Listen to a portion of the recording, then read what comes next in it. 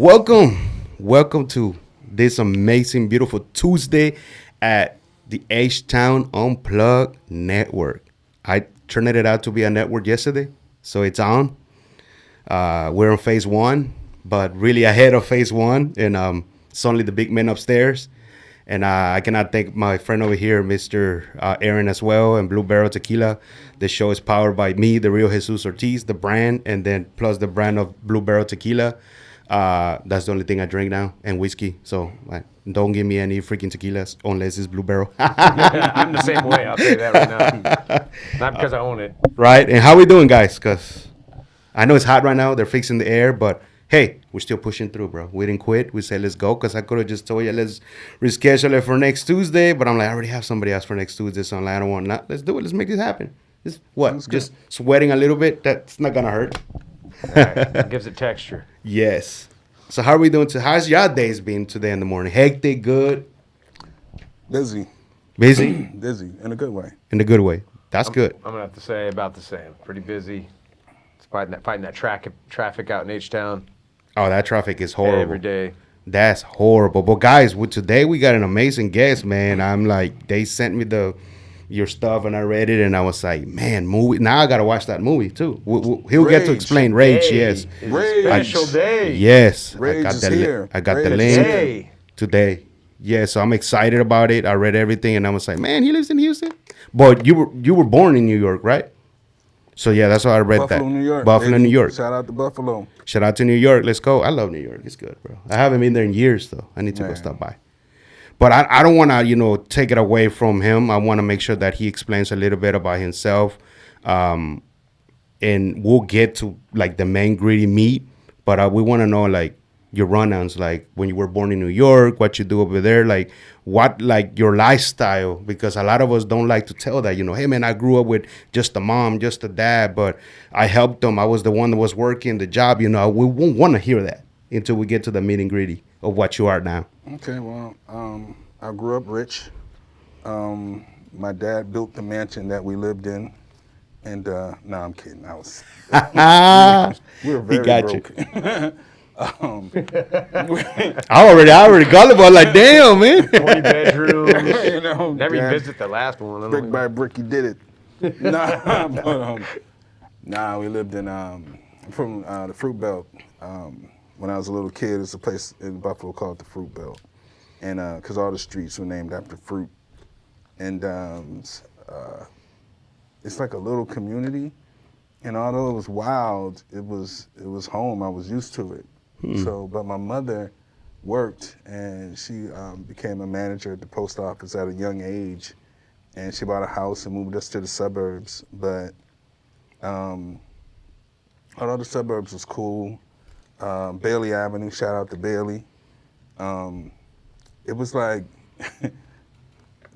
black people are gonna hate me for this one, but when they say black people move into the neighborhood and ruin it, man, if you look at that suburb today, it is not the suburbs anymore. It is bad. Y'all know what Bailey looked like right now. It's a shame because it was beautiful when we got there, but the city can be an ugly place, and even though we grew up great, as a kid, I never realized, you just have fun as a kid, and, we didn't really have no hardship. Our hardship was, playing the dozens on each other and talking about your mama. There's a joke that I hate with my life. I hate this joke, but as a kid, people would say it, and I'd want to fight. You know who I saw on the street licking the curb? Who? Joe Mama. Oh my God, I hated that joke. Oh man, people used to say it out of that order. Used to burn me. I hated the joke. But yeah, as a kid, that was like, playing football, playing basketball. But I remember as a 9-year-old, no, this is interesting. As a 3-year-old, we lived on Maple Street.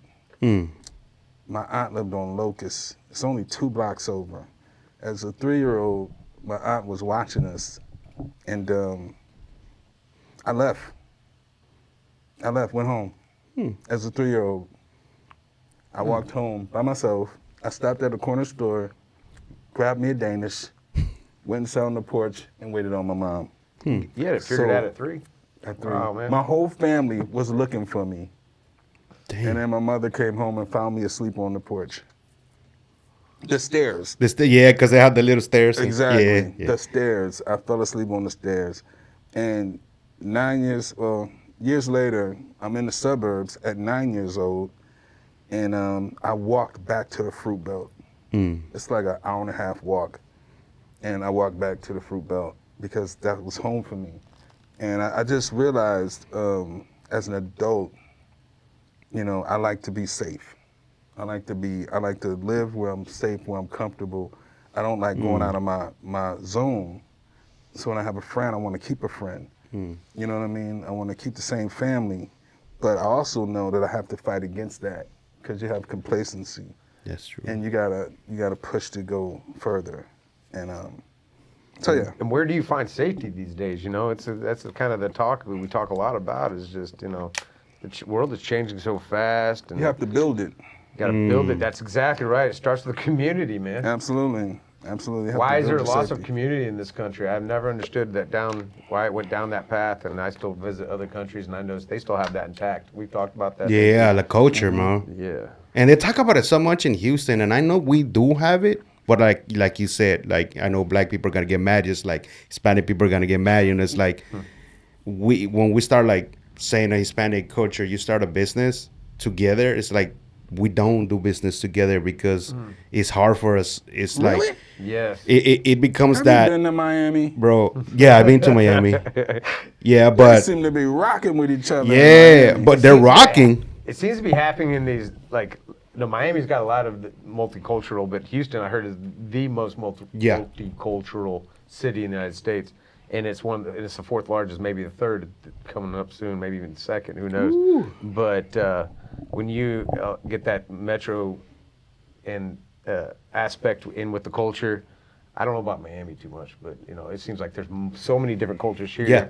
You got a Cuban culture heavy in Miami, right? Yeah. Oh yeah. So a what lot I of think Cubans. happens here in this big metropolis is that we kind of get synergized together. We all mix so well together, but then we forget our own, I guess, like you're saying, Your own your own culture. people don't even help your own people out. And They're it actually sucks. against each other sometimes. I don't understand it. I saw it too because when I used to work in the restaurant, there was a time that me and my brother were helping like another Hispanics. They opened it up, and then the only thing we saw is them fighting. Like, no, but you're getting paid more. No, but this and that. I need a big percentage. No, I got a wife. And I was like, damn. It's like, why are we fighting when let's build it first? And if I'm putting more weight or I'm the one that put more money, I'm like still helping you and giving you something, you know, under me. And they were brothers. And I'm like, and I saw it through that a lot of Hispanic. Not a lot. There's some that I seen that they capture the, you know, how the Asians work, how the Like Gio. yeah, and they're like, man, it's that one person that sits the family and be like, hey, this is how we're gonna work. Well, your credit is the one that is better. So how can we utilize your credit to let's get a building and let's make some taco trucks? That's the way we need to work together. I mean, and it doesn't even have to be only Hispanic, but everybody, because if we don't utilize our mindset that way, it's like you already know that someone in our family has a good 850 credit, and they just want to, I want to get a good car. No, man, let's build something right now. Then you can have multiple cars. You know, it's crazy. Our last movie, Rage, and this next movie coming up, Gutter 2, Backstabbers, is about how people can't build together. The people closest to you are the ones you got to worry about the most. Yep. Going against you, and that is the problem. What's crazy is Gutter is kind of kind Gutter? of what I witnessed and went through in Greenspoint. Actually, it's kind of weird that your crazy. story's that way. Yeah, and how people don't get along and where things end up. You know, you never know. And every now and then, like meeting Jesus, you know, you spend time and you cultivate a group you can actually work with. You know, and it's called weeding out process, right? And yeah, That's that safety. That's that safety that What you you have talk to about. have. Yeah, You yeah. know what I mean? So if I'm around people that I don't feel safe, I don't feel comfortable, I gotta I'm go. out. Yeah. I gotta go. And I guess that started when I was a little kid. But if I don't feel safe and comfortable, I'm out. So we try to build each other up in Houston. It's a small, big town is the way we like to look at it. There's 7 million people, I believe, here. And like how this all works out. He's at Vibe Realty, that's where we're at, the location. We got Blue Barrel Tequila, he helps us out with that. Giovanni comes and that whole introduction. I recently met Joe. And now he's got Rage coming out today, and we're trying to get that promoted out to the people, and that's what we try to do is promote each other here in H-Town so that the world can hear us. The rest of the world, we're that big. We're Absolutely. a big metropolis. They need to hear us, all of you. Right now, it's about hearing what he does. Yep, H-Town. 8 movies, though. No. Actually, it's more than that. It was more than that? Hey, that's my hook on there. It's all right. Yeah, so I could get the people like, what you know? You said So- 8 movies in 2 years. In 2 Yeah, years, we've yeah. done that. Yeah. We've done that. Really, it was like 5 in 1 year Damn.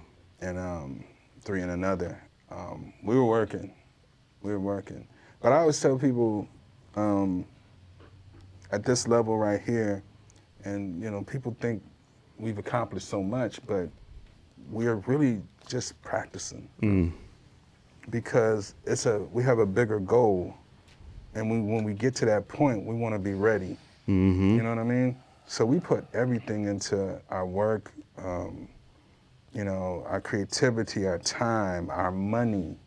We put everything into it because we want to be great. We want to be in places. Yep. We want to be able to go to the Oscars and be like, hey, what's happening? You know what I mean? Too many times people get discouraged and they quit too early. Yeah, you have to, that's because you got to love it. You got to love it. Like, an Oscar is just a goal. It's just, yeah. But that's the thing about this business. You always have a goal. If you don't have a goal, like, some people, they just want money. Money, you have to love it. Yep. You know what I mean? You have to love this because the money's not going to come tomorrow. That's Sorry, facts. all y'all film students and stuff like that. I'm sorry to break your spirit, but it's not happening like that. For those of you working at McDonald's and making little money and you know still working, you hate your job. What are y'all doing? Go get something you like. You get paid probably more than you're making now, and you're doing something you like. Do something you love. Or love, you know, even better. Yeah, we love this, love it. I was coaching basketball in college. I got hired as a sophomore on a Division I team. So I'm a student with a faculty pass, which is always cool to me because when you have a faculty pass, you can park as close to the school as possible, where everyone else got to park way out there. and walk over. But I had a faculty pass as a sophomore. I got hired on a Division I basketball team as an assistant. And I thought I was going to be coaching basketball. And I remember sitting in practice one day and I dozed off. Like, I'm supposed to be running the clock. So every 5 minutes, I hit the buzzer would go bing, and I try to catch it. And I dozed off because I was so freaking bored at practice. First time I ever realized how bored I was with practicing basketball. I used to love it, but I was bored. I started, I took a screenwriting class in college, and ever since then, I have not been bored with movies. Everything we do is always an exciting day. There's things that go wrong, right? No, yeah, it's part of it. It happens, things go wrong. And we talk about these things, and it's like, oh, this went wrong, and that went wrong, and that went wrong. Do you know that's like a tiny bit of our lives as filmmakers? It's just a story. Yeah. You know, this actor did this, and this person did that, or whatever, and they tried to ruin the whole set, and blah, blah, blah, and had a bad time. That's this much. This is the happiness. It is so many happy moments with this job that we do. There's so many. When I write and I find a scene that I'm like, well, that's an amazing scene. That's a high. That's a great moment. You know what I mean? When we find an amazing actor, and it's like, well, guess who we working with this time? And we're working with Claudia Jordan. We're working with Holly Robinson Pete. We've worked with some Daniel Baldwin. We've worked with some phenomenal actors. That's a high. Every time we get financed, it's a high. It's like so many great moments. Yeah. The bad moments are like, it's nothing. It's small things to a giant, really. You know what I mean? But it's the big moments, and it's all about the love of what we do. You know, it's not about how much money you get. Now, when you do get it, it's like, yay! But for real, it's just how much we love it. But that's your work, because that's like what God intended you to do. Like you said, you were in basketball, you got bored, So that part of your life, you were still trying to figure it out. Like, hey, what's that gift? And when you find it, it's just like I tell people, man. When people see me doing like a lot of live streams and here and there, they're like, man, I see you here and there. Like, how you make money? I'm like, I'm making money. I'm like, but that's what God gave me. I have that voice. This was for me. And when you find that gap, it's just like, I don't know. It's like, You know what's crazy? My first feature film, Speed Dating, we had a whole lot of Hollywood talent, whatever. I'm sitting with the composer, and he's like, so where do you want the music? And I'm telling him, I said, put the music here, and then on this part, we're gonna do this, and da-da-da-da-da. And he said, hey, what school did you go to? I said, I didn't go to school for this. He said, well, how do you know? And I remember before I started directing, I was wondering, how do I have all of these talents? I was a rapper, I was a poet, I would write poetry, I coached basketball. The things that I knew how to do well, but none of them was a career really. It never ended up being a career. So when he asked me that, I'm like, directing is like a culmination of all these things. I could draw when I was 7 years old. I used to draw comic books and stuff like that. That's storyboarding. You know what I mean? When we used to do music as a rapper, I was not just a rapper, I was a producer of music. So there's that. And then I edited my own music videos. So I learned how to edit, you know what I'm saying? So I learned all these things culminated when I became a director, and it became so easy for me. How do I know how to coach actors? I was coaching basketball. I coached 17-year-olds when I was 18. You know what I mean? Like, I was coaching at a young age, and then I started coaching people in acting. It was like, why is this so easy for me? You know what I mean? So this, your whole life is building up to this moment of this is what you were meant to do. We do talk about that a lot on this show, you know, and getting people to understand, because a lot of people make it, you know, mysterious, like it's a code you have to figure out. And I'm like, man, it's nothing. Just ask yourself what you're doing right now. If you're working right now and you feel like, man, I'm just waiting to get off work so I can go do this, whatever that is, maybe you should look into seeing how to monetize it. Absolutely. Because there's a lot of people out there who just pay attention to the hierarchy of, you know, what do they call it, survival or whatever, what you need, food, shelter, and clothes. Past that, it should be luxury, maybe a car and, you know, and gas and stuff like that. But if you're covering all the Maslow's hierarchy of needs, I think it's called, you're covering that, you know, you ask yourself, what's the question they always ask? What you do for a living, you ask yourself first the question, if you had $1 million, you didn't have to worry about money, what would you do? You should be doing that. You should be doing that. You ever seen that movie where is it The Office Space?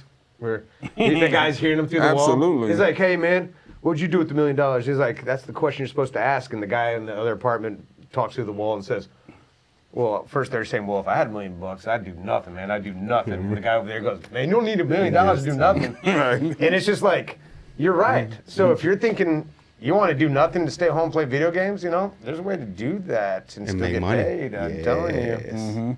I know there's a lot of kids making money playing video games. I don't even know how they do it, but that's them.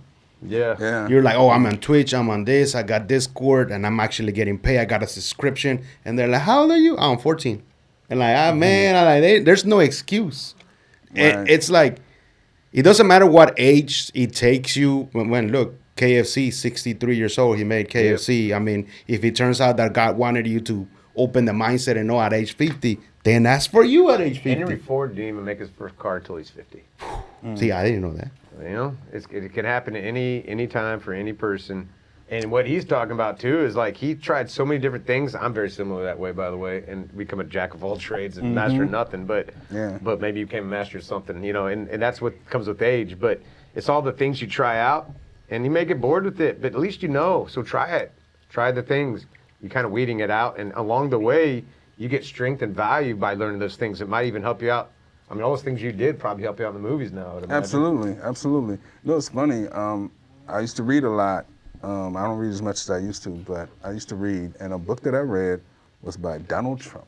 Donald Trump, which one? And Making the Deal or something. Is that what it is? And that, The Art of the Deal. Art of That's the it. Deal. They said that's a good book. And in that book, he said that the reason why a lot of people don't make it is they quit right before they were about to make it. And I was like, wow.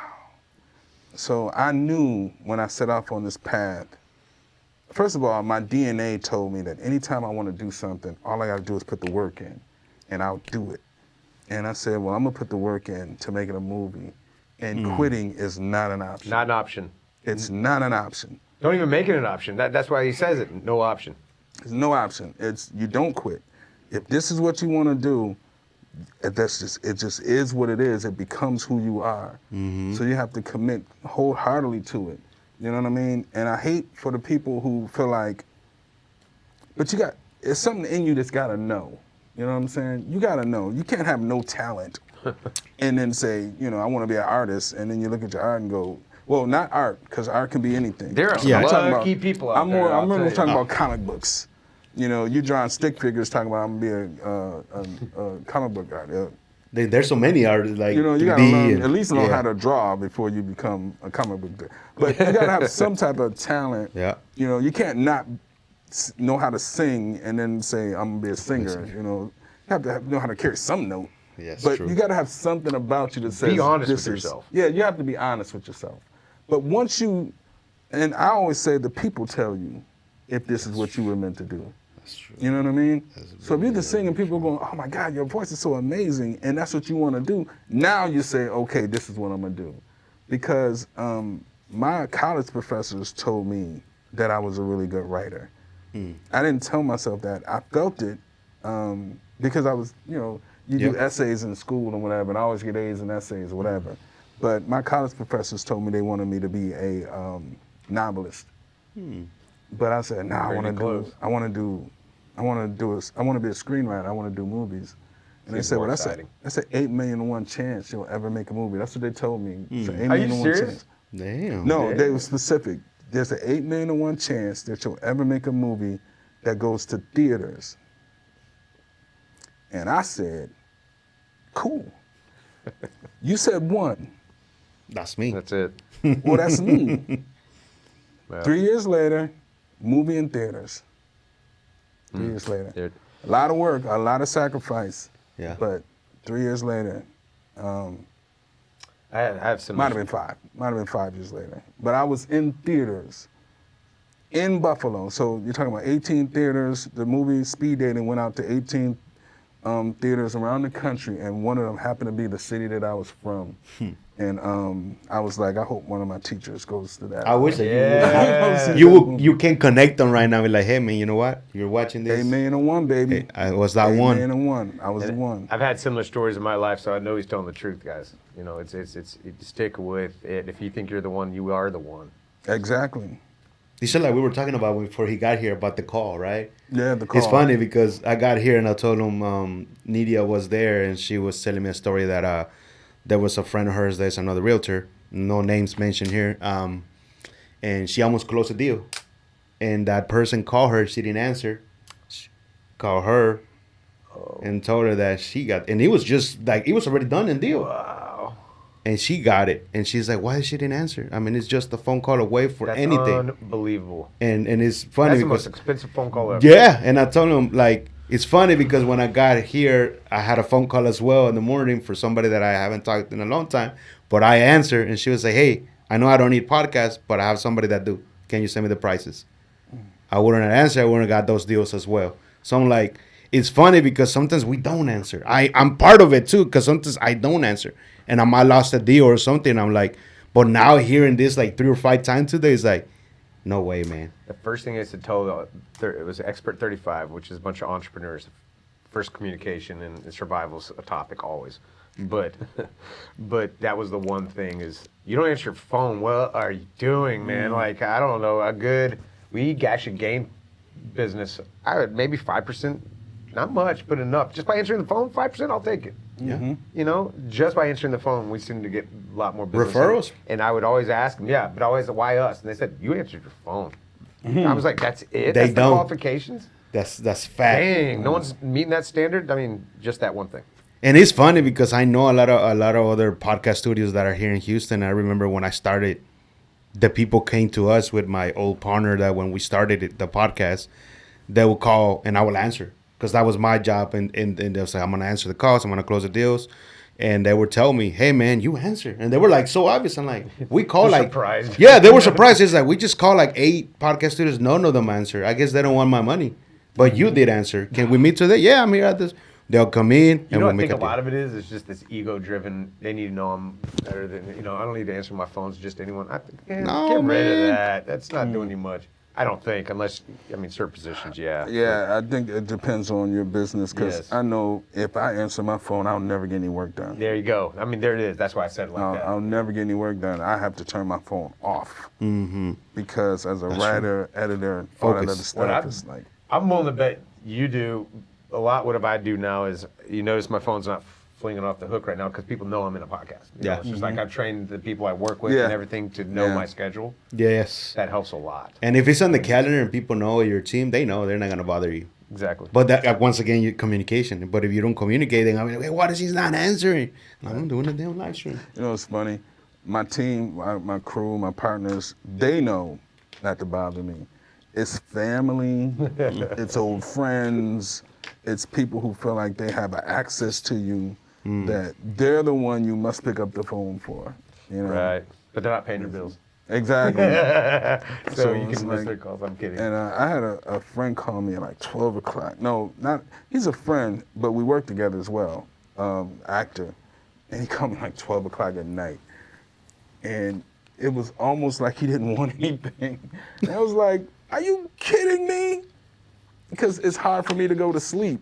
So I'm finally asleep Sleeping and and the then- phone rings. And as a businessman, you know you gotta pick up that phone. What you just said, you gotta pick up the phone. It's like, well, why didn't you just not answer the call? I'm awake. Because you never know. Oh, yeah. You know what I mean? So I gotta answer the phone, and now I'm wide awake. Like you said, I was up all night after that. And I just went to bed like 10 minutes ago, and now I'm just wide awake. Oh, But man. and for nothing. For nothing, right? Hey man, I was looking at the script and I felt like the character would really. You could have called me tomorrow. I usually try to make them feel the pain. If they're going to do that to me, they're going to feel the pain, so they'll think twice about it next time. You're like, this better be important. Or, you know. Right. So- I hope this is important. Yeah. Oh, my bad, man. And that happens. That's my guy. He's cool as hell, but it's just bad timing. Bad timing, But that's yeah. what happens a lot. You know, people call and they don't mean nothing bad. It's just bad timing. And it used to be a time where you could call me anytime. But we're so busy now. That's a good sign. That's a great That's a good sign, yes. So Absolutely. let's speak about that. Let's speak Yes. more on what's going on. We got Yes. Rage coming out. Yes. Rage. Now let's talk about that. And I got some specific questions. I know your Yay. style of writing is a bit, you know, I've seen your movies and, you know, there's a lot of character building where it builds up to what the story's about. You're kind of guessing. That's what I noticed is that you're like, what's that character? What are they doing? How's that playing to that character? And you're not really knowing anything. And then as the movie moves along, they start to connect in a way that starts making sense. Has that always been your style? Yeah. Yeah. I had a conversation with somebody who I really respect, and they were saying that they didn't understand. They read 20 pages and said they didn't understand They're lost. the characters and how does it connect or whatever. You only read 20 pages. Right. Right. You'll never understand anything I write based on 20 pages. I had an actor who we were going to work with, really talented dude, and he read like 20 pages, something like that. And I asked him, because I'm one of them people that if I send you a script and you don't read it in the next 2 days, I'm not interested in working with you. I give him a week. And when I called him back in a week, he said, man, I only read like 20 pages, but I didn't really see the character that I gotta play, da-da-da-da. Because you Read the only whole- read 20 pages. They need to read your stuff backwards. You know what I mean? And you got a whole week. But that same guy called me, and it was about the movie Gutter, our biggest movie. He was supposed to be in it. And I remember he must have watched it because he caught me. He made sure he came to our premiere for the movie. We had a watch party or whatever. He made sure he came early so he could talk to me because he had to go to work and apologized. He was just saying, my process is different. And I should have read it, whatever. Why don't you just know what why I don't you mean? just watch one of your movies and get it like that? Yeah, you'll understand, but I don't tell you everything in the beginning. And like that person who I respect, when she was telling me that I don't tell you everything about a character in the beginning. I don't. I like to take you on a ride. Yeah. You know what I mean? You know, rock with me. I'll give you something exciting in the beginning so you can say, oh, I'm interested. And then I'll let you get to know the characters. You know what I'm saying? By the time you're finished watching this movie, you'll want to see more of these characters. Not just the movie, but you want to think for what happens with the characters. I've got at least 6 movies where people hit my DMs wanting to know when am I going to do a part 2 or a part 3. You know what I mean? Because of the characters. That character development is really, really important. Yeah, you have to develop the character. You can't just be like, she's toxic in the beginning. You have to show why she's toxic. That's movies. Like you show a dilemma right away, and then you introduce each character right after another, and you kind of give this like kind of, I guess, sort of sizzle reel on that character, you know, and then it draws the person in, and you get to know those characters and see how they interact towards the end of the movie. Absolutely. So, yeah, that's is that so? So Rage is in Tubi? Rage. And so where are we gonna be able to see this thing? Amazon and Voodoo, Fandango right now. Right now? Yeah, we're Roku. there for And Roku. and Roku. That's why you sent it to me, right? To rent or to buy. To rent or to buy. Now, so support. Support. Yes. Buy You it, know, man. On support, you said you had listening parties. Do you still have listening parties?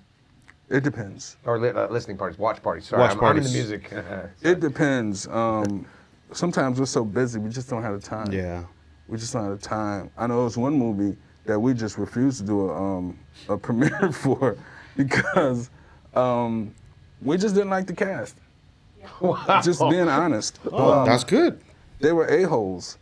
And it's like, but they wanted us to do a premiere for them. I was like, are you out of your mind? So you want us to spend money to celebrate you while all you did was try to tear down the whole production. That's sad. Are you kidding me? Wow. No, I'm not doing a premiere for that. Absolutely not. So yeah, that's one of those small moments, you know what I mean, where it's like, you know. Let them go. You just let them go. Is there I know you have these goals. Is there you have the ultimate goal, and then I want to know what your immediate goal to get to that ultimate goal would be. Oh yeah, that's great. Well, the ultimate goal is to just keep making bigger and better movies. Work with the best talent, have the bigger budgets and everything else like that, and do that on a consistent basis where it's like we can sit back for 3 years and just work on one movie, you know what I mean, and make that one great movie. You know what I mean? Like Marvel, you know, they take Absolutely. all this time. Yeah. What we're doing in the process is our next move is to own our own property, where it's like we fund it or investors come in and help us fund, and we can put that together because we have all the resources. We have the talent. We have the know-how. We have the connections, all that other stuff. Now we just need that funding. And once we get that funding together, we can start putting out movies that we own and we can license them. You know what I mean? And you license your movies, and that's where you make your real money. Which you can build your own company and make bigger projects. You get bigger and bigger, and you make more and more money. Being in Houston, guys, once again, there's people out there listening that have money. They want to invest in certain projects that are H-Town funded, H-Town projects that are H-Town produced and sent out into the world, and this is one of them. I mean, we've been talking about all kinds of businesses here, and one of them is the movie industry. We talk about the movie industry, the music industry here.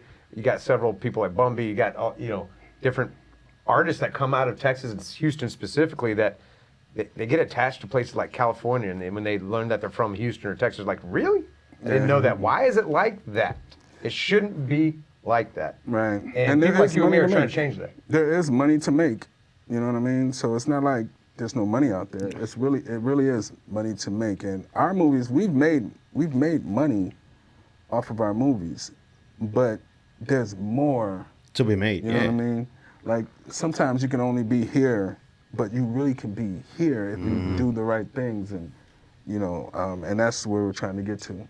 That's fine. And I know a bunch of people out there. Yeah, and I know a bunch of people that will be listening to this show that have money, are H-Town born, and want to do everything Houston, So here's an opportunity, and maybe they don't know about Joe in the movie industry. Maybe they don't know about this Blue Barrel tequila we have here that is owned by Houstonians, So that's just that's what we do on H-Town Unplugged. That's the whole purpose. I guess since you already brought it, I got the Well, shots. you got No, this I got one's empty. because I have it over here. It's not for you. It's not for you, Aaron. It's for me. Yeah, I was gonna say, Hey, did you? show it to them. But I already got it. I already got it over here. Oh, it's nice and cold.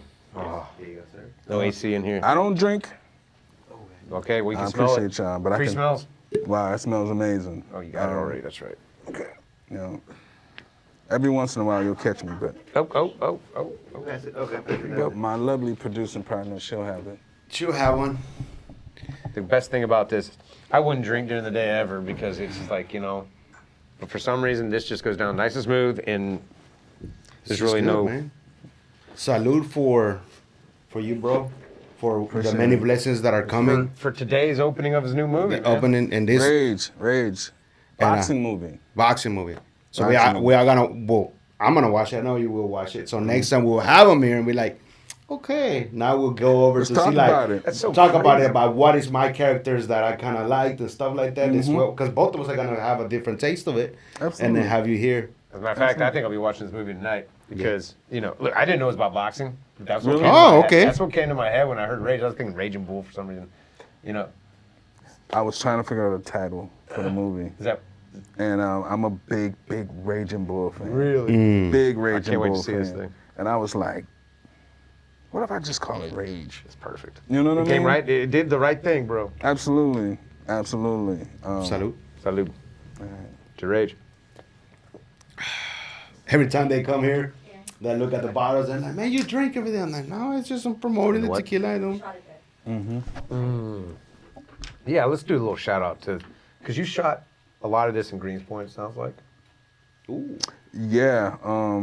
At the gym. What's the name of the gym? Oh, Fitness Connection? No. No? No, oh man, now you're getting some props. No. Hey, we need to cut that. It is live. No. But this Fitness Connection is there. It's the only thing. We'll have about them that. here someday. Yeah. Yeah, okay. I feel bad. I forgot the name of the gym. Is it a smaller, like a big brand gym or something? No. It's great people. Great. Okay, that's good. Um, Family yeah, owned? Oh, okay. we had a young boxer. He's like 7 years old. He's like 7 kind of years old, and he came in. He's gonna be a champion one day. His name is Knuckles. You know, and Name like that? his father, you know, coaches him, and they have another 7-year-old kid who's just amazing kids. And we shot them. They're in the movie, boxing each other. And you'll see just how polished and skilled they are at this young age. It's crazy. But obviously, they're gonna grow up to be champions one day. Because that's for them, bro. It's like when You they're can tell they love it. You can tell they love the it. parents see that they got something in them. It's like, let's go and utilize. Not utilize them, but let's utilize their gifts and push them out there. I was just thinking, though, could you imagine being a bully? And you're like, hey, little man. And they don't know? Oh, I don't know if man. This is a lethal. This kid is lethal. Oh, I've man. been trying to get my oldest kid into boxing because ever since about 7, he's on an unusually hard punch. So we've been trying to. Is that what it is? Don't know. Possibly. I don't remember. So, but you know, he don't want to get punched in the face, so I don't think he's gonna get into boxing. But I told him anyone at school mess with this kid, they could. He might end up really One hurting good him. swing and it's Yeah. out of there. Yeah, it could be a bad thing, a real bad thing. You know, you never know about your strength. Yeah. Yeah. Because there's some people that just one knock and you die. I mean, you can knock him out and he can hit his head on the concrete, And he that's could it. Be dead. You know, that's happened. So Yeah, I've always wanted to make a boxing movie. Me and one of my partners, T-Roy, shout out to T-Roy, shout out to Il Trill, shout out to Kellen, shout out to Linda, and shout out to the lovely Candy. We'll have Gonzalez. intro here too. Yeah, he's a absolutely. good guy. But we talked about a boxing movie for about 2 years. But I'm the type of person I can't write a story without a story. You know what I mean? is I this can't a love just go. story? Or is it a action? You know, Rage is Sorry, about I'm what not- we talked about when it comes to community. Like, okay, so you're on your path, right?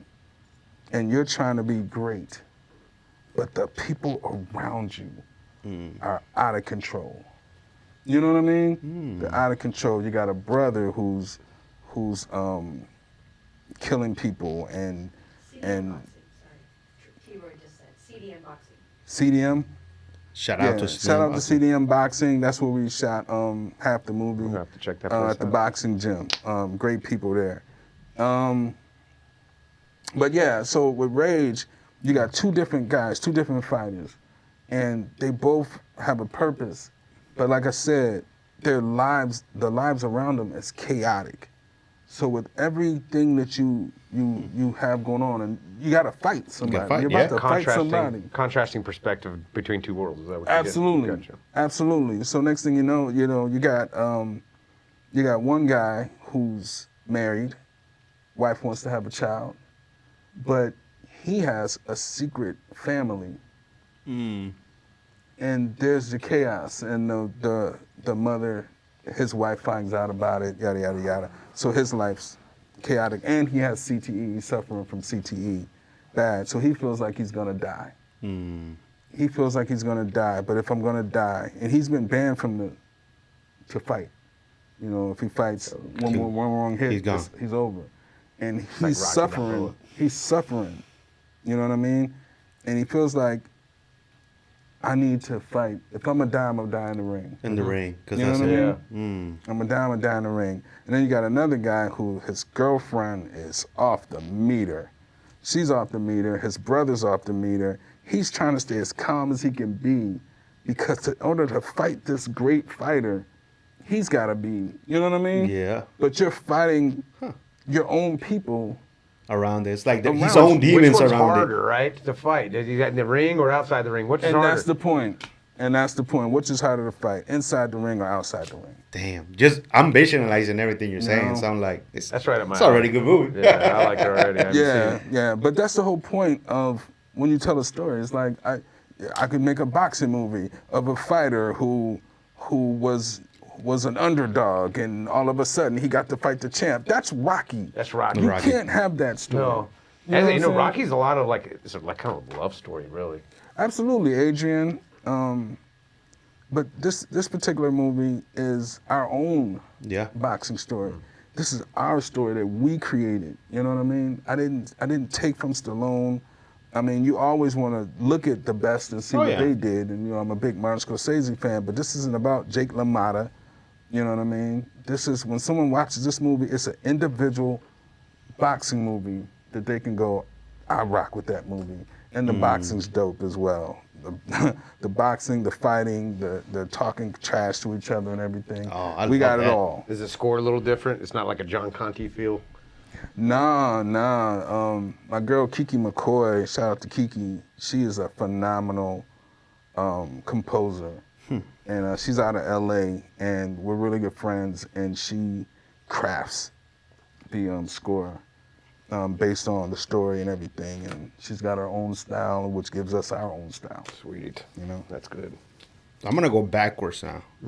I'm gonna, I guess, halfway when you already made your first 3 movies, and were there how do you say this? Were there a point where you kind of like felt like we said, you know, sometimes it's the downs, and you're like, man, I know I already did 3, but I don't think nothing like the movie. You know, it's like I'm facing my own demons at this point. Am I able to go to the 4th, 5th movie, like the struggle in there, or it just was a ride? That's crazy that you said 3. So my first movie, I did a movie before, but I'm gonna just go off the ones that officially came out. Speed Dating was my first feature. It went to theaters. So I go, in my mind, you got a movie to go to theaters, and this is my first one. I'm gonna be a millionaire next year. And I've decided, this is me thinking to myself, I've decided I'm only gonna do $1 million movies from now on. I don't have an agent. There's no place for people to reach out to me. I've just decided this is my path. I'm only gonna do $1 million movies. 2 years later, I haven't done a movie. But people are watching my movie on TV and everything else, and they're calling me and, oh my God, the movie. Then, luckily, I hook up with some friends, Theta and Tanya. Shout out to you guys. We put Because I Love You together. Underground hit, everyone loves it. again, the phone's not ringing. So then I decide, I got this big opportunity, right? Guy in LA wants to buy a movie of mine called A Millie. What's it called? A Millie. It's a Lil Wayne the song. Yeah, a million. Absolutely. So I'm gonna do that movie. He tells me there's a guy who wants to broker the budget, $12 million movie, right? I'm like, don't play with me. $12 million.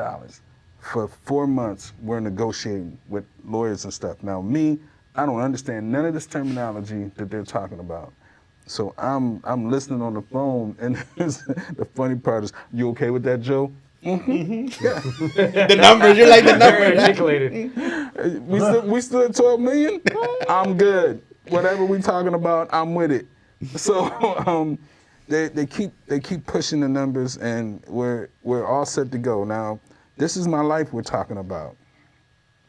Hey, you're gonna have to get an apartment in LA. So do you want to live in Malibu? Do you want to live near Universal? Because we're gonna be editing in Universal. So you'll have to drive to go to Malibu. So this is what the conversations we're having. And don't forget, you gotta also get you an apartment in Atlanta, because that's when we're gonna be shooting at. So you gotta get an apartment in Atlanta, and I'm not paying for none of this. Right. It's all in the budget. Yeah. So the money that I'm supposed to get is $800,000 for me. For you. Everything else But is on the for a budget. year and a half, I don't have to pay for anything. Yeah. So my vehicle is from the budget. My living is from the budget. I got per diem in the budget. I'm like, wow, this is what I'm talking about. I'm waiting for it. You know what I mean? So it's all about to happen. And I remember, I'm like, well, where's the contract? Where's the contract? And they sent me the contract. Get it out of here. Get the Hold on right there, Courier. When do I go to LA? I don't know if there's some stipulations in there. I could care less. Did you say $12 million budget? $800,000 to me? I'm like, this is it. This is what I've been working for. Yeah. I've been working my butt off for this, and that was going to be my third movie. So when you say third movie, it would have been my third movie. And the broker, I was told he's a good guy who means well, but they didn't have the money. They didn't have the money. And I remember it was a Thursday, and they said the money will be in the bank on Tuesday. That's how close I feel like I was. And then on Monday, I'm like, it's kind of weird that I haven't heard anybody say anything. Because you think there'd be some kind of residual coming from some future projects and such. Yeah, let's start. Hey, the money will be there. Some guy. It's just so quiet, and I'm like, why is it so quiet? And I went to ask about it, and the guy disappeared. And somebody said they had cancer and all this other stuff. And bottom line, it didn't happen, right? Third movie. So this is the true story. I felt like sitting in a corner and sucking on my thumb. That's how sad I was. The first time when I'm doing this industry where I was just sad about it. I've had rejection and all that other stuff. This is the first time I felt defeated. And I said, God, this is true story. God told me, don't do that. Do something. That's what he said, do something. Do something. And I said, well, I have an acting class, so I got actors. I can write, I can edit, I can direct. I need a camera and audio. Went on Facebook, I don't care who, give me any camera. I feel like I'm that good. Give me any camera, I don't care what the camera is, I don't care what the audio is, I bet you I will make a banger, right? I wrote Complex. It's an erotic thriller, because they say sex sells, right? I'm gonna prove I know how to make money doing this too. So I wrote Complex, erotic thriller, all the actors were with it, and I put that movie out for $5,000, right? To this day, Complex has made $200-something $1,000. Wow. You know what I mean? Bravo. Bravo. And it's a sequel to it. But because God said do something. You know what I mean? And from that, one of the actresses was on it. She wanted to invest. So But what happened is she ended up buying a script that I had from me, even though they tried to play me on it. Because imagine this, someone tells you how much you want to sell your script for. Now, we're supposed to be partners. Oh, y'all want to be partners with me? I just want to buy my script. All right, give me $100,000, right? They come back and say, we're not going to give you 100, and it was very disrespectful the way the email read too. We're not going to give you 100,000. We'll give you 50, and we need an answer by Christmas Eve, right? I remember this. And we need an answer by Christmas Eve, or the deal's done, whatever. $50,000. That's it. I go, Christmas Eve. Done deal. $50,000, I'll take it, right? They were supposed to pay me by New Year's Eve. New Year's Eve came, nothing. Then we're in February. Now, the lady tells me, yeah, I'm waiting on the money too. You're gonna love this story. I'm waiting on the money too because I'm going to use my half of the money to give it back to him so I can be a producer on the movie. Pay attention to what was just said to me. Oh. Wait a minute, where are you getting half from? Well, we're partners. No, we're not. How a partner gonna say, do you wanna sell the movie to me? But, so you want me to give you $25,000 and I get $25,000 and you'll give it back to the guy who gave me the 25. So basically, I'm selling the movie for $25,000. What you think, I'm stupid? I said, hey, lose my number. Click, hung up, right? September rolls around. The lawyer for these people hit me up and says, hey, we still want to do the deal. Are you interested or whatever? And I said, if someone was to come to me and said, I'll buy your script for $25,000, would I sell it? And I said, I would. If someone said, would you write a script for $25,000? Would you write it? I would. So why won't you take this $25,000? And I'm thinking, because of principle. Yeah. Right? Of course. Principle, yeah. Right? But then I said, but what could you do with the $25,000?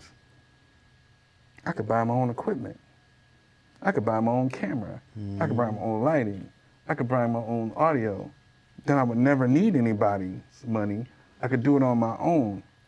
Swallow your pride, make the deal. I swallowed my pride, I made the deal. I made How to Get Away with Cheating, how I met Candy, who has been one of my ride or die partners from that time on, you know what I mean? I would have never met her if it wasn't for that. We put How to Get Away with Cheating out through Maverick Entertainment. Maverick finds out that I had Complex on my computer, and it's like, well, give me that movie too, and we decide to make a deal where they'll give me funding to make a movie whenever I want. And it all started because God told me to do something. 10 movies later, you know what I mean? So that's how that works, and it's one of those don't quit things. So when you say third movie, that's what happened with that third movie, and that's all. You know, it's a long story, but Joe, how old are you? I am 52. 52. You don't look 52. Yeah. No, you don't. The grade's coming, y'all. The grade's coming. I'm fighting it, but I look older than he does. I might have to let it go. Yeah. That's true. Yeah. I'm only 47. Wow. I know. You're like, But I shaved this off. I get this 10 years cut right out. You know? Yeah, I don't want that. Yeah. Well, that's great, man. This is exactly what we want to know from you, that inside story, so people can know who you are and what you do, and you know, when they see your film, hopefully Rage today, that they'll understand where it came from and how it got written. Absolutely, absolutely. And like I said, we put 100% into our movies, and we just try to give people. We always try to say we entertain and we spark conversation. You know what I mean? It's a conversation of, you know, if you have a man who has a loving wife and has a great relationship, why would he possibly have another family? I hear a lot of this stuff happening. It's a conversation. It's actually crazy. It's a conversation. Yeah, it is. I don't have an answer for y'all. I don't. And it does I just happen. ask the question. It's I not just- always a happy ending. You want to talk about that? Yeah, absolutely. We don't always have happy endings because to me, life is not about happy endings. To me, life is about I don't know. You know what I'm saying? I don't know. When you so when people say I want to see part 2, because I didn't wrap it up into a nice little bow for you. I like Because that better, I honestly. don't know the answer for what's going to happen with these people for the rest of their lives. You know what I mean? I got a movie where I thought it was wrapped up into a nice little bow because I love you. And I had people hit me up on my DMs telling me, I know how you could do a part 2. I'm like, and they're giving me synopsises. Oh. And this could happen, and that's gonna happen. They're writing it down. I'm like, he died. He died. Like, Bring them back. and that's what they're saying. You can bring him back. He's not dead. He's alive. And they can romantically get together. I'm like, Oh, man. he's a criminal. Why would you want her to be with a killer and a criminal? It's just That's amazing. why But they keep remaking the Frankenstein movies over and over. All right. you know, Bring them back That's to crazy. but See, people love the character so much, and that's what we try to do. We want you to love the character, love the journey of a movie. To me, the journey of a movie is what makes a movie so Oh, yeah. good. The process You know what I of mean? it. You could know the ending. Like I guessed the ending in the first 5 minutes. So what? How was the journey to get to the end? ending. And that's what makes a good movie to me. How important is the story, or is it equal to the end quality film product with the texture of the film and the quality of sound and the lighting? And That is such a great question. I really think it depends on the viewer.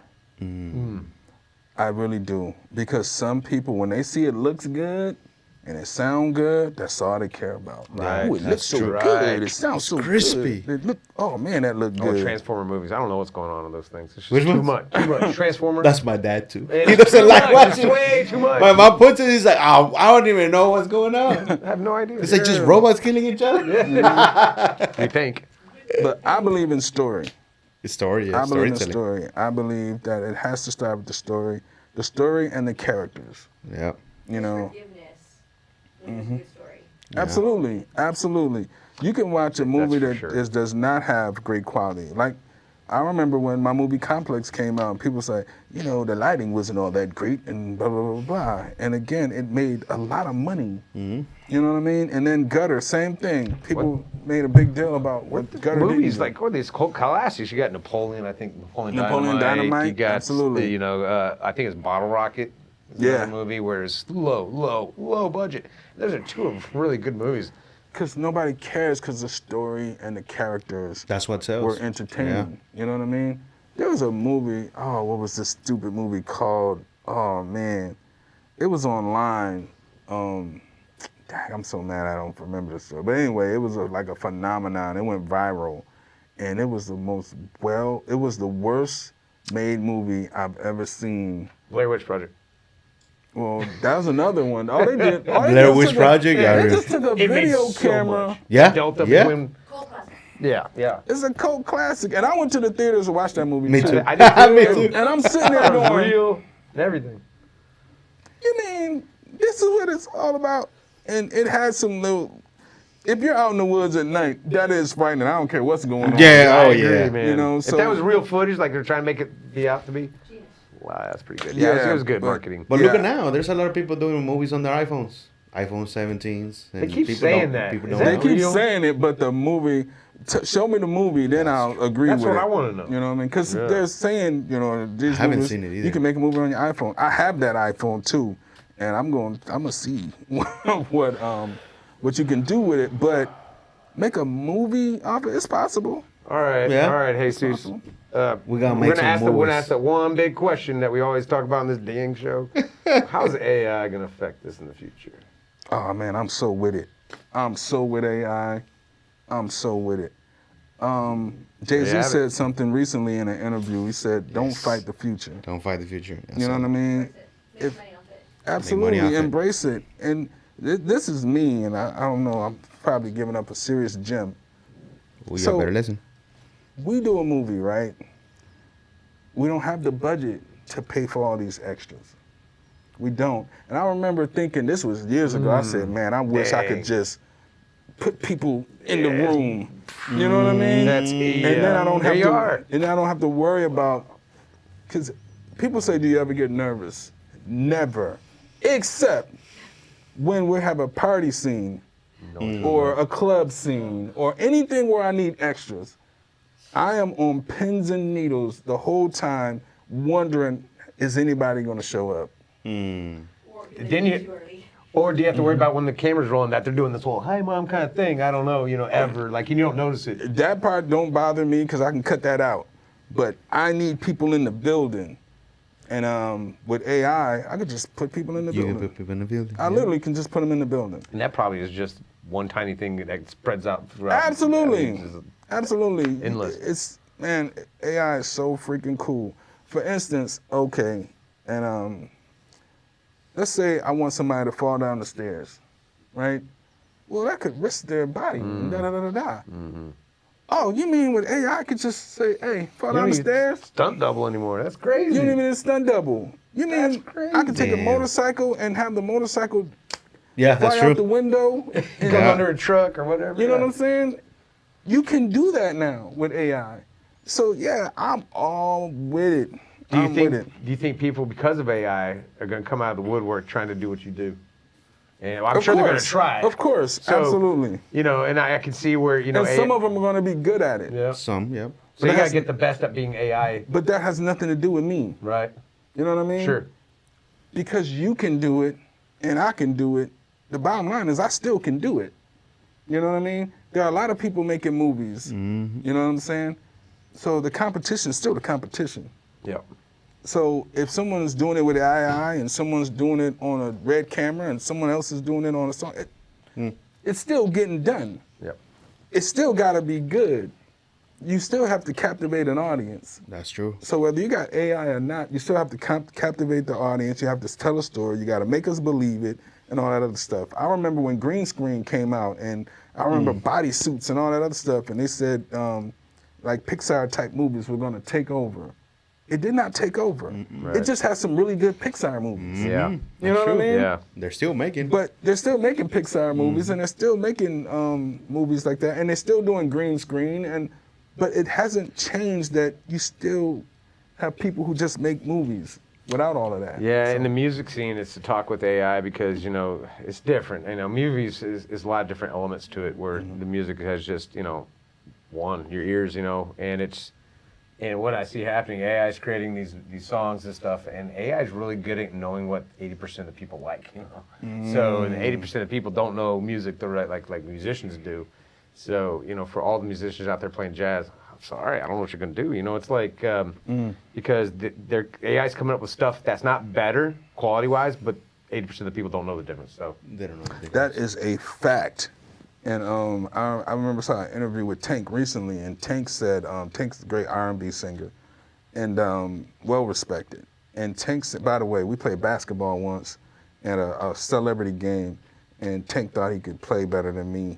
He probably don't even remember, but I remember Tank. I see you, but I'll see you again on the court. But he said, Tank said, he said he not worried about AI.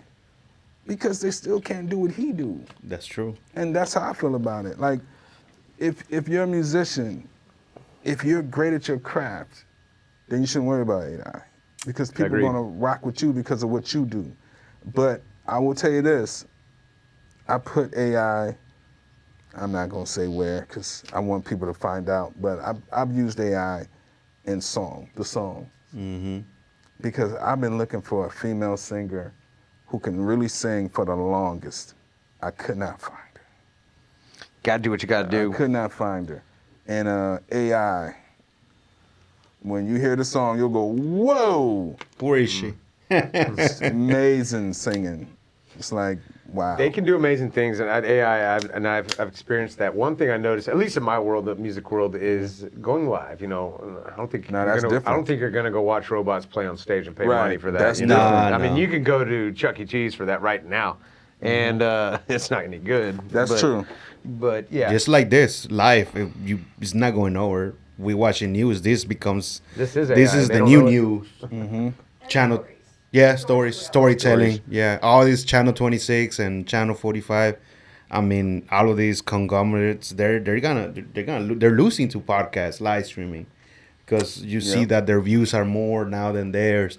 Now you're able to actually help the community, help the restaurant out that it's small because I'm not gonna pay what $20,000 for a commercial on TV. Hey, we have live streaming. I can put you in here. I can actually add commercials. I can actually sell stuff here online. So, but for a minimum of price. Yeah, absolutely. So everything is like changing, and AI is helping me. A lot of stuff that I use AI, bro. I use Manus AI. I have a own agent that does my thing, and I'm like, you gotta be smart enough to like, oh man, AI is helping you reconstruct everything. He's telling me what to do in phase 1, phase 2, phase 3. But with me telling him like, I tell him to be a rootless mentor for me and tell me the truth. So he tells me, hey, I don't like this. I'm gonna be the rootless mentor, and it's like, oh, I like this. Yeah, I have an incredibly smart female producer named Candy, who has been on us about AI for about 2 years now. It's like AI. And she's been on it. She was way ahead of the game. That's good. It's usually when you come out with new technology, people apply it as far as they can with AI, and they're like, there's the tool. This is what it's used for. With AI, it seems like it just doesn't stop. Absolutely, it don't stop. And there's so many, man, and it's for everybody. Some people love using ChatGPT. I mean, I don't use it anymore. Some people like Claude because Claude does what it does for them. I use Manus AI because it was for me. I utilized it. I saw what it did for me.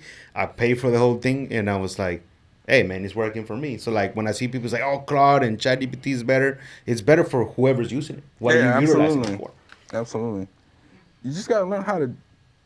It's still an art. It's still... Like, even if you're doing music, it's still a way to do it to where it really is still art. Yes. I agree with you. Live, no way. Nothing can beat live. Nothing. I just went to see Floetry with my lady. Shout out to you. And we went to go see Floetry, and it was amazing. Amazing. Marsha Ambrosia, she's just an amazing singer. And together, they're doing things on stage that you can't get in the record. You're only going to get this live, the way they're performing it. You know what I mean? So you can't just AI that. No, you can't. That's true. That's true.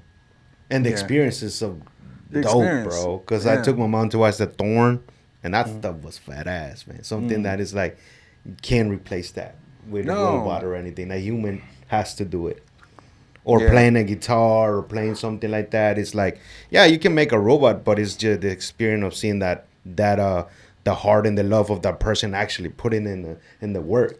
And that's what I think. I don't think AI could ever, like, what happens in my mind, you know what I mean? If they can get that, well, you're really good. But Over time. because my mind changes. Yeah. You know what I mean? So, and even when I work with AI, it can just do this. You know what I mean? It can't decide, never mind, I'm going to do this. You know what I mean? In the middle of doing that. You know what I mean? Like when someone says, you know, how come you edit yourself? How come you edit your own movies? I edit because when I'm watching it, I can change it the way I want to change it. Because I can watch a story and go, you know what?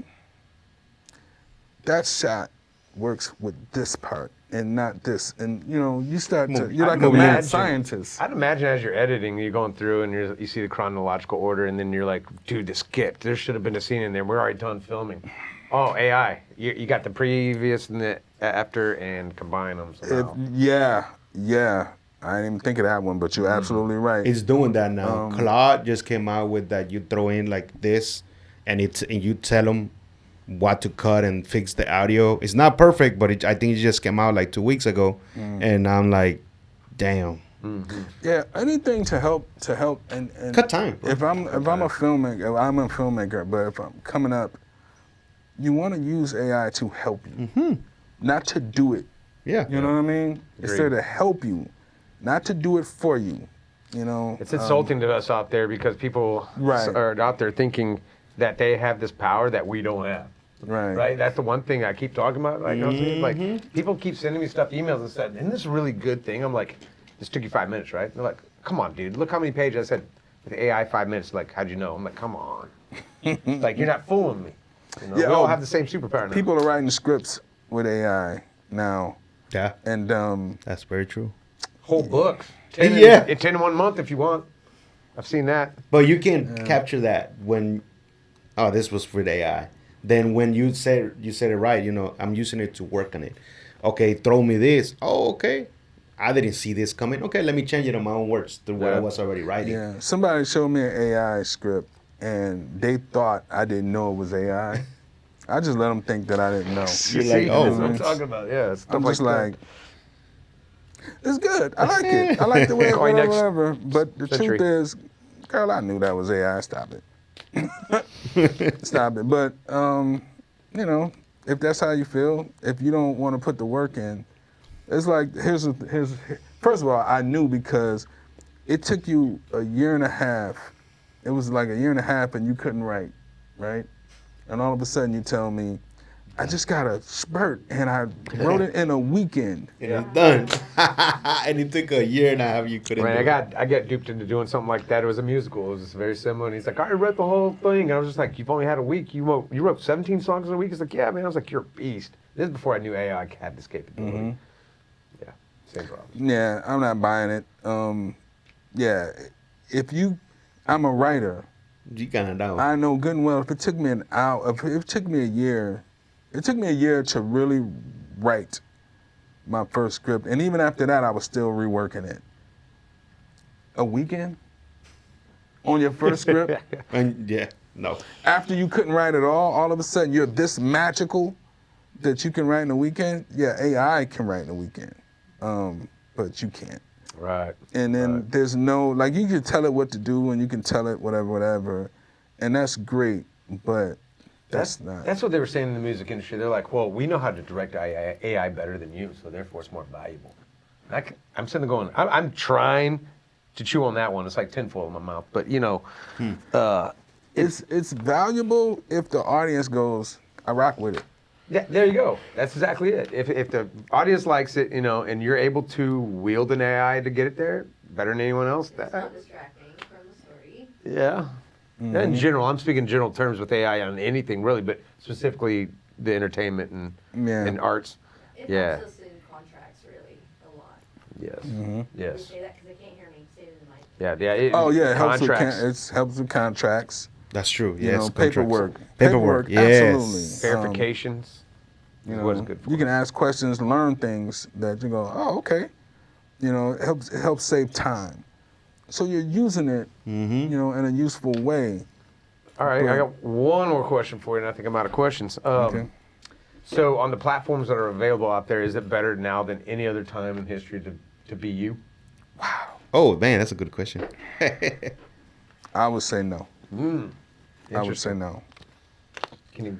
I would say no because with streaming, there's just no way to know how much money you made. There's just no way. They could tell you anything. You know what I mean? That's true. Anything. I know. Before, like when they used to do the VHS tapes and the straight to DVDs and all that other stuff. You sell this many DVDs, you make this much money. Yep. At the end of the day, that's what it was. So if you sold 100,000 DVDs, you made this much money, got it. Quantitative. With streaming, our movie Gutter has been viewed, streamed over 6 million times. Wow. Over 6 million times. Explain to me why I'm not a millionaire. Right. Yeah. Give me the number. Maybe somebody is. Give me the number. Let's say I got 50 cents out of that a stream, right? There's no way to tell. It's 3 million. That's $3 million. A 50 cents. What if I got a quarter out of it? You see what I'm saying? Like over 6 million streams? So somewhere up the ladder, someone's making a lot of money, right? So how is this possible? Yeah. We got a movie that's been streamed over 2 million times. I've got another movie that's been streamed 600. Like right now, it's about 800,000 times. The movie for 800,000 times. We've been making money off that movie since first quarter. The first quarter we got money, right? The movie that just been streamed over 2 million times, still haven't gotten any money from it. Said the title. Make them watch it. Double Kill has been streamed over 2 million times. That just 2 million. don't make any sense. Platinum was streamed 800,000 times. Platinum's always making money. Double Kill still has not made money. We got a movie called Perk 30 has been streamed more than both of them put They're still not together, making- and that still hasn't made any money. So if you say, well, it's about being popular. Well, if it's being watched more, I would assume that's more popular. Yeah. Right. Yeah. You know what I mean? And so we have the numbers to show that this movie made money, and it wasn't streamed as much, but it made money. And I could say, well, maybe it's a more friendly family movie, and that's why it made more money, because of advertising. Absolutely not. No. Platinum is about pimps and hookers, right? Double Kill's a thriller about a FBI agent trying to find his wife. A kidnapper took his wife. So how is this possible with the numbers? So that's why with streaming, it's just so... Nobody has got it. That's why Snoop Dogg, somebody asked him, remember. yeah, right, 1 billion views. He's like, no. My accountant looked at the numbers, and he's like, out of that, it was like, what, $42,000? Like, out of 1 There's billion a views? manipulation of some kind of formula changing that somebody's controlling. In the Yeah, music, that's what yeah. he's saying, yeah. Yeah, the streaming. That's what's, and I'm like, when Spotify came out and they're trying to, like, that's why a lot of artists is like, we're not making any money, because the system, how it created it, was for them to benefit it. Yeah. Not pretty much the artists, but I mean, now that we're here in AI and all this stuff, it needs to make a change for somebody, or even their own artists. I mean, that's what a lot of them are doing. Well, Yeah. in the music world, Yeah. that's where they make their money is live now. Yeah, right. Mm-hmm. But that's so, you wish... So, Rage, buy it, rent it. So let's get those numbers up. Yes. And don't be afraid to buy a rent, because you're going to end up buying or renting something like, what is it, like $7.99 or something Yeah, like man, that it's to not- buy. I done it, $3.99 on to YouTube, you can do that $3.99 stuff to too. rent. It's not a lot of money. Nope. But you're definitely supporting the filmmakers, because if those numbers are up, we get to keep making movies and keep. Yeah. I want to write Rage 2. I already have an idea for it and Yeah. everything. Because boxing movies are just fun. They are, bro. I love it. I agree. I love They're it. just fun. They're fun to shoot. And I've got women who want to be in the boxing movie, and I've got the perfect situation for them in this next movie. What year is it set in? Is it modern day? Modern day. Modern day. Modern day. That's And a- the cool thing about Rage is, it's not your typical boxing movie. In Houston, and all the Houston people understand this, they will get a ring and just stop on the street, and it's like, let's get at it. Go at it. You know what I mean? And kinda it's like so that. cool, and you can see it online too. They've got millions of streams. That's cool. Millions of views. But they box, and if you get hit, you're like, okay, I'm out, and it's like, okay, cool, you're done. You're done. They dap it up, Not and the people Kimbo go Slice home. stuff, That Kimbo Slice, you know what I'm talking about? That guy- Yeah, that absolutely. big But dude. Kimbo was killing people. Yeah. Yeah. This He one died is too, like right? any. I don't know. Yeah, I Did think he? he died. Yeah, rest in peace, Kimbo. I did not Yeah. know that. With this one, it's like, hey, you want to fight him? Yeah, let's get it on. Let's do it. Like, bop, bop, bop, bop. Okay, you won. I got it. You know what I mean? It's Yeah. no arguing. It's Yeah. no guns. It's no violence. It's just, let's see if we can. What happens with this fight? And so it's in the street. Rage is about a well put together underground street scene, street fighting scene. You know what I mean? Okay. And it's a cool situation. It's a great energy. I think people are gonna really rock with it because it's got a whole new look, a whole new feel to a boxing movie. So in the boxing scenes, the actual fighting themselves, are they really hitting each other? Real boxing. Some, not all the time, because you can't have the. Yeah, fighters. yeah, that's But true. yeah, they get caught with. Oh, shit. Yeah, My bad. I'm out. You're like, that's a good shot. Put Ern. Absolutely. He's like, I'm gonna sing. Forget Keep boxing. fighting. keep fighting till you hear cut. There you go. Keep fighting till you hear cut. All right, let's for a ding that never came. before we even finish, let's. I want to finish up with something, but you'll be the last one to finish it, and you say something. Before we even came in, because we're talking about not quitting, and you sitting on the corner and God telling you not to quit. Today in the morning when I woke up, I saw a little reel of Dana of how he started the UFC, and people don't understand this. And when I saw that, I was like, holy crap, that's what I'm going through right now. Like I saw myself in Dana's shoes, and I was like. We bought the UFC for $2 million, and the brothers, I forgot the name of the brothers, they invested on Dana to fulfill UFC, and nothing was going right. So they talked and called and told him, hey, I think this is the last $10 million we're going to invest on the UFC, and if it works, it works. If it doesn't, it doesn't. It's going to disappear. So he gave it his all, and at the end of the day, I think there was a Spark TV, he said. That was the first deal that they got for $3.5 million. So that's what left him. Like, he didn't give up. He didn't quit. He maintained. He's like, this is the $10 million. He's like, hey, man, I got to go all in and making sure that I put the right cards so people believe that UFC is for a reason, you know. We made it for a reason. And so they got the first deal. The second deal, I think it was like more. And then right now they're worth $7.7 billion. And he's like, we don't know what's next for the next 10 years. What? It's like us sitting here, like, you don't know.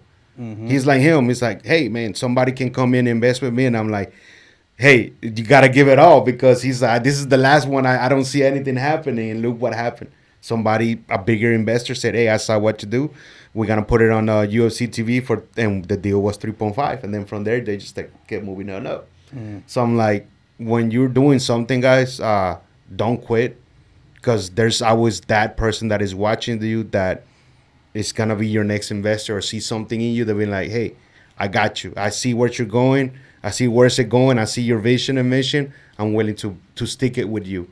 And then that change can just make yourself blow up, just like what he did to UFC. And look what's happening to them. Absolutely. Yeah, I did. Do you want him going or me first? Go ahead. So yeah, and to piggyback on what he was just saying, you know, guys, life is not the destination. Life is what makes it to the end. You know, it always seems like, hey, I'm always preparing today for something tomorrow. You go to school so you can get a better job later on.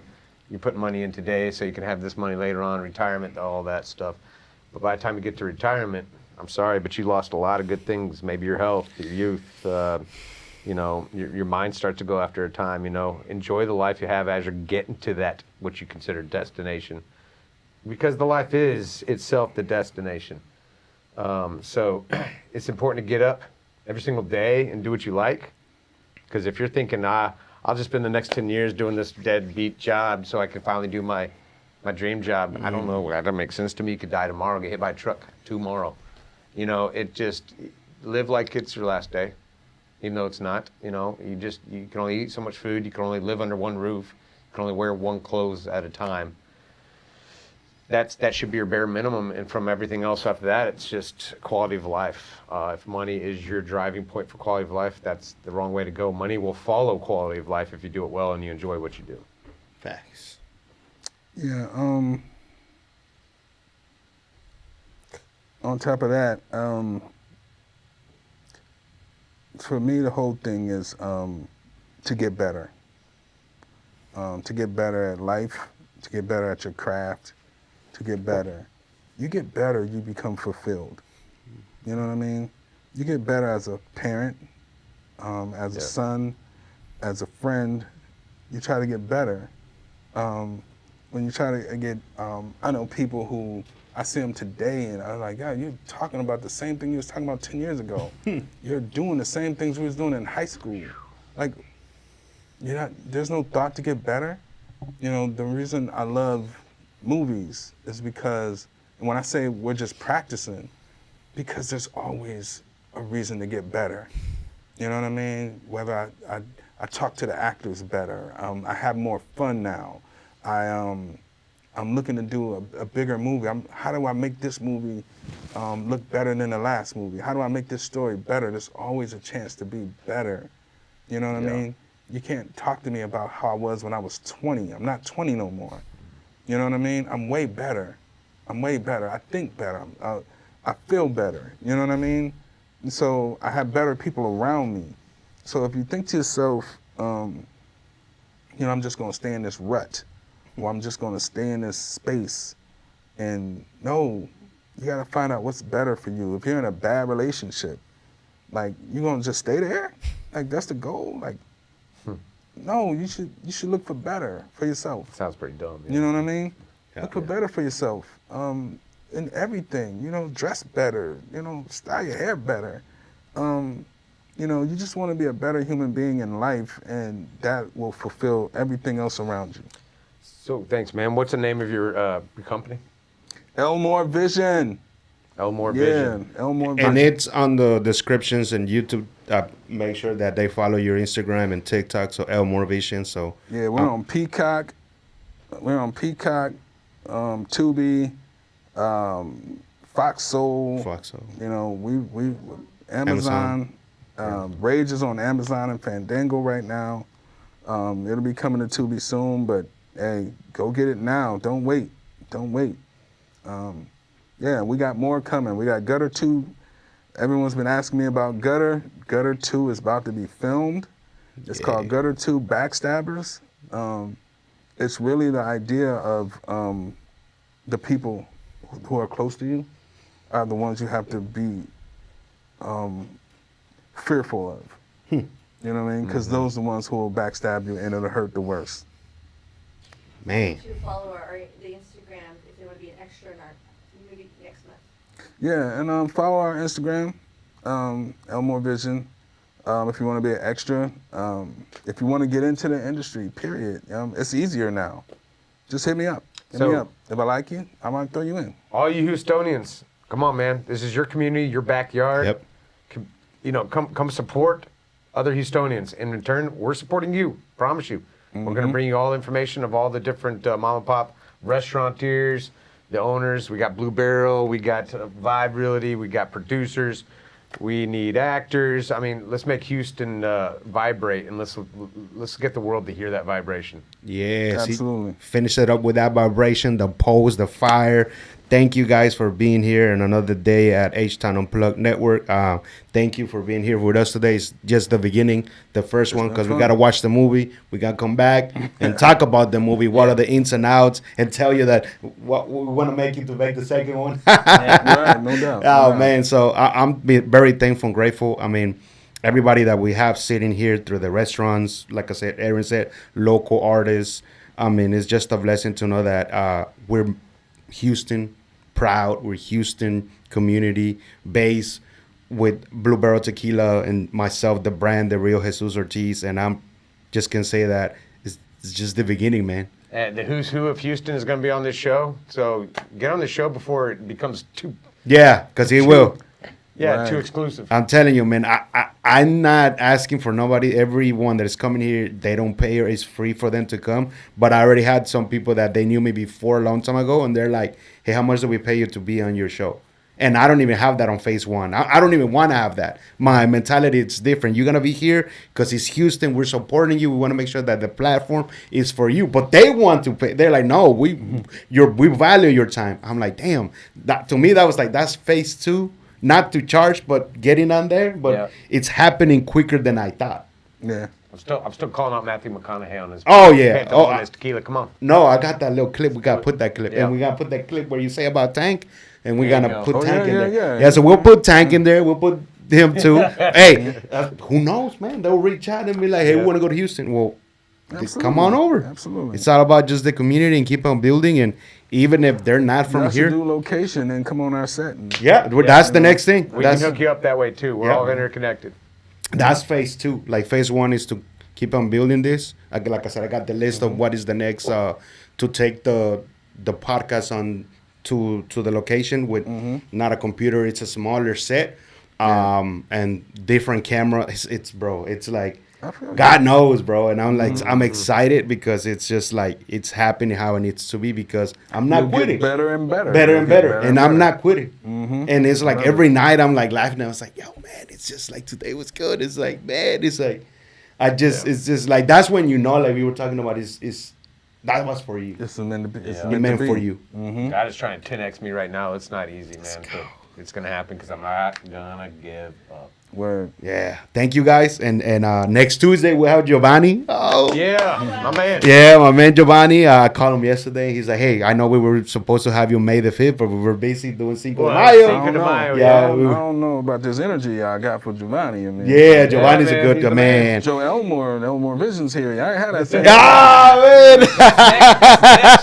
After we watch the movie, we come back. Yeah. We gotta have both Giovanni and Bacon. Hey, we gotta make sure we gotta tell Giovanni you're gonna be part of the movie too, bro. Yeah, let's see what's happening. Yeah, he's making it happen for Blue Barrel Tequila, so we got a lot of love for him. That's dope. That's Yeah, dope. if it wasn't for him, I don't think we'll have all these opening accounts and stuff. So, Yeah. so he's a good guy. I love him, man. And we love everybody, man. Much love to everybody, guys, and thank you. And we'll see you next time. Joe, thanks for coming. H-Town is Unplugged. Appreciate it, Man, Aaron, appreciate you, dog. All right. I know we were sweating. It's all Yeah. It's hot. But every time I sweat, it cool me off, and then I sweat, and then cool me off. Look at that. Ah.